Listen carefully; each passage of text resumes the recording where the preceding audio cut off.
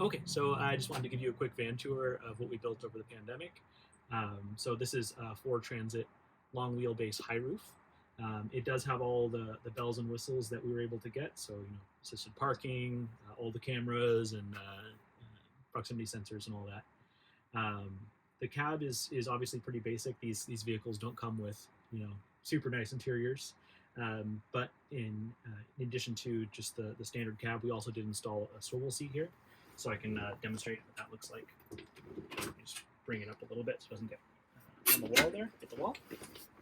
And it just rotates around, and then you have another place to sit facing the rear area of the transit.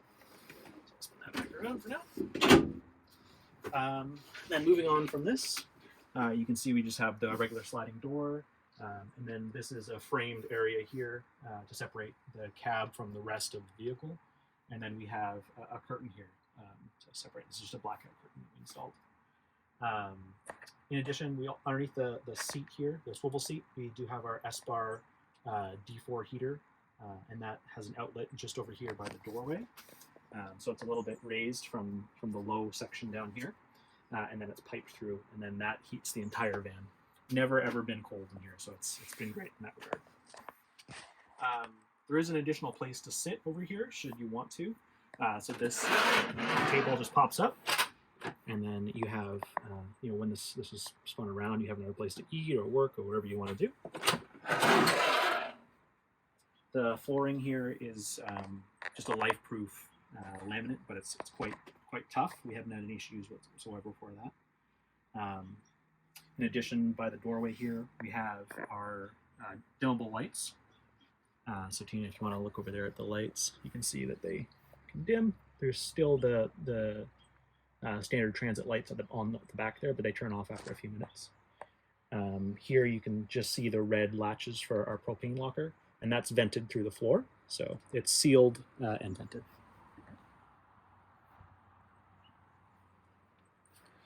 And you can see our sink here. It has, obviously hot, cold, and then we have a water filter section here, and they both come out of, this is the standard water, and then there's a filter tap right behind it. And then just our in-sink soap.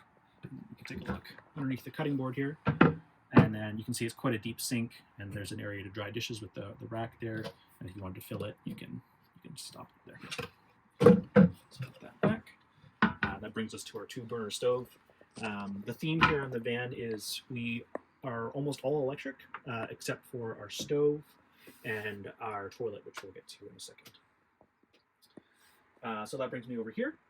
This is just a little pantry that we built. This basically just gives you a little bit extra space. You can see Tina here in the mirror. So then we have our light switch here for the bathroom. So we'll spin over there. You can see this is an ultra low flow shower head. I believe it's 0.75 gallons per minute, but I'll have the details in the description. And then this is the shower nozzle here. So you have, hot and cold water adjustment. There's the toilet wallpaper, the toilet paper roll right there that's built into the wall. And yeah, so the shower is obviously a wet head, so there's a toilet in here, but it does get wet, and that's okay for the shower. And then one other thing that we have here is just a little clothesline. So if you want to dry your towel after you shower, or you have something else that's wet, you can go ahead and do that. Now a little details on our toilet, because this isn't very common for van builds. This is a Cinderella incinerating toilet. So the way this works is you do your business, and you basically open this up. You place a wax-lined piece of paper in there.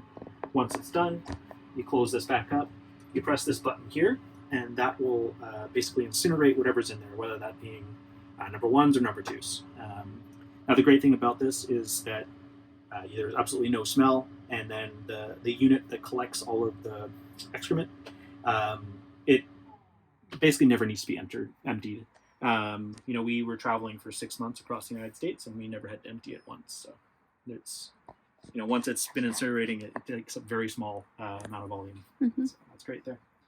But yeah, the incinerating toilet's been great. It's probably the one thing that I'd say it really separates, well, one of the main things that separates this van, in my opinion. It's a great feature to have. So behind this is all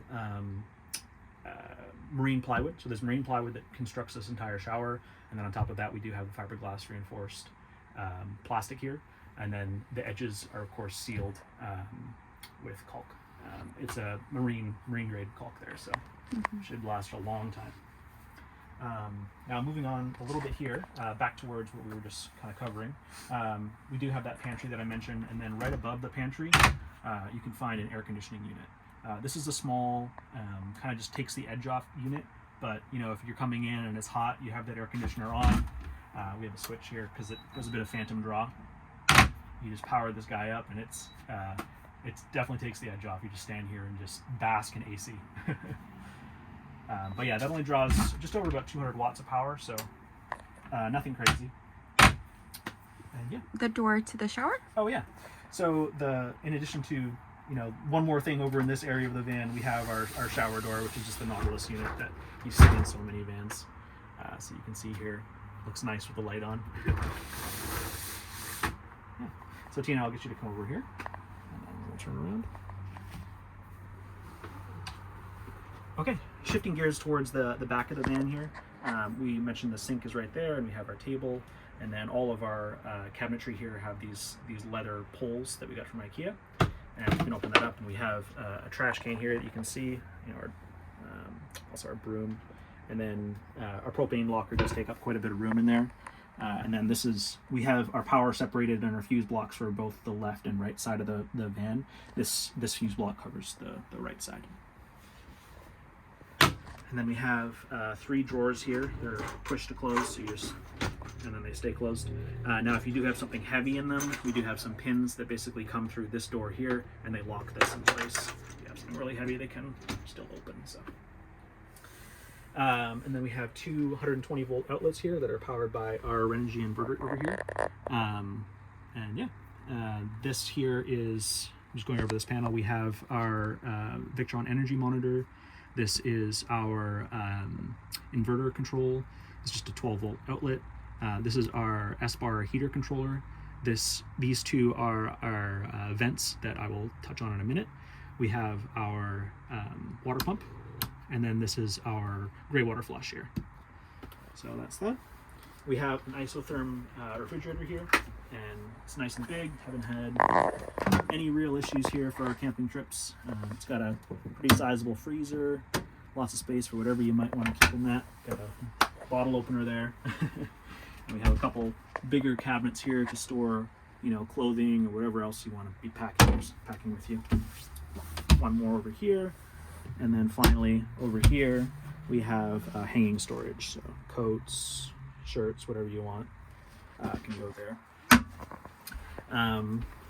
You might have noticed in there was a plug, a little 12-volt plug, and that controls our underfoot lighting there. So you can see it's just cycling through colors, but you can pick whatever color you want. Blue is nice. Turn that off. There's also a remote control for the air conditioning unit over there.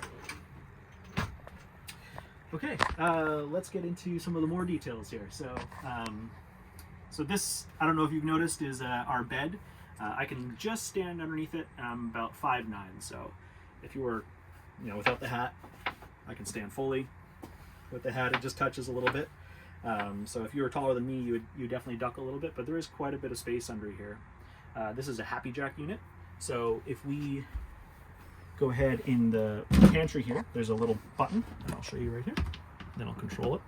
That controls the bed. So if I want to lower the bed, it's just a touch of a button, and you can leave the bedding on there and the pillows. That's all fine. I think if you had some really thick bedding, you might not want to raise it all the way up, but you do have quite a bit of room. And I'll show you how far this goes down.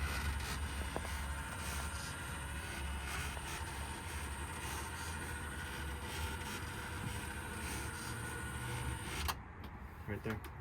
So you can see it's a queen size bed, lots of room. You know, what else can I say? It's a large bed in a very small van, which is great. Yeah, and you know, you can have the doors open, look at your view, whatever it might be, and then when you get up in the morning, you can just raise it up. One other thing that we have here, we installed more recently, sometimes it's nice to just have a breeze at night, a little bit more ventilation, and then so this is just our fan here that you can turn on. So turns on, blows air over you while you sleep. Now, in addition to the air conditioning and the fans here, you might have noticed that there's these 6 black circles or holes in the side of the van. That pulls in air from the roof, and then you can push it through the interior of the van.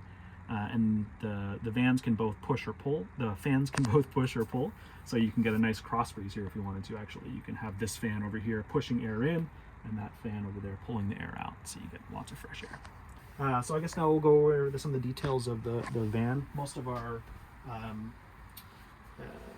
batteries and our water, all that is underneath here. So I can remove this cushion here. It's a little easier to access. So you can see kind of what's going on. There's a bit of room for storage. Sometimes we'll put some food storage and stuff in this section over here. Underneath this platform here is our pump and our accumulator. And then basically here what we have is our hot water heater. This is a 12-volt unit, so you don't need a huge inverter to run it, but it does get the water nice and warm, and it's enough to take at least a couple showers, not much more than that, but yeah. You can see our piping here. This is to fill our water tank. This is a 33-gallon tank, so we have both a gravity fill as well as a city fill there for that. And then over here, this is where our power unit is. So we have 3 100 amp hour Battleborn batteries, and then everything is fused. This is our master shutoff. This is our fuse block over here for our left hand side. Now, to charge these batteries, there's 2 methods. One is from the alternator. So this van, we optioned the larger alternators up to 500 amps. It doesn't charge the batteries at 500 amps. We have a DC to DC charger here that charges them at 120 amps. That is I'll get you the name of the unit later. In addition to that, we have 575 watts of solar on the roof, and that goes through our MPPT Victron charger unit there. Yeah, so that pretty much covers that. We've had no issues with power whatsoever.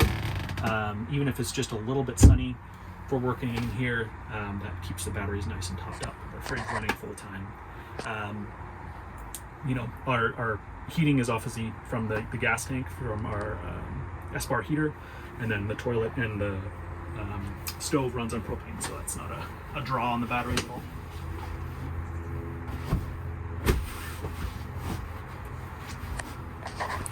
Pull-out table? Ah, yes. So then I did mention that there was a table to sit over there at the front, and there's one additional table here. So if you pop these 2 little levers here, you then have an additional dining table or workspace here, and it's perfect for whatever you might need to do. And then when you're done with it, you just push it back, and it slides in there, and that's locked in place now. That's not going anywhere. Yeah. The entire interior of the van. This covers almost all of the interior of the rear section of the cab here, or the rear section of the van. This is all 1/4-inch cedar, so it's really nice. And the same thing applies here.